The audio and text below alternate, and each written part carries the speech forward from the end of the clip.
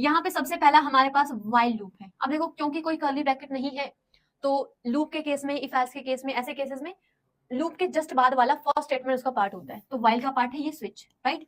अब क्योंकि स्विच यहां से लेके यहां तक है तो ये कंप्लीट स्विच इस व्हाइल का पार्ट है, ठीक है।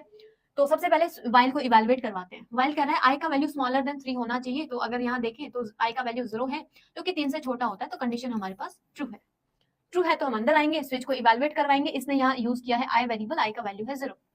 तो यहाँ हमारे पास केस 0 मैच हो चुका है। तो ये क्या कर रहा है, आई को इंक्रीमेंट कर रहा है। आई का वैल्यू हमारे पास क्या था 0, 0 को इंक्रीमेंट करेंगे तो ये हो गया 0 से क्या 1।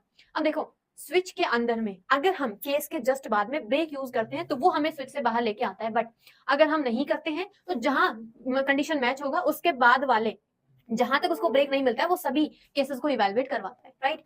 तो ये यहीं से बाहर नहीं आ जाएगा कि एक केस मैच हो गया इसको इवैल्यूएट करवा दे तो बाहर चलो, नहीं, हमने ब्रेक कीवर्ड यूज किया होता तो हम बाहर आ जाते हैं, बट अभी के लिए ये नेक्स्ट वन को भी इवैल्यूएट करवाएगा, ठीक है।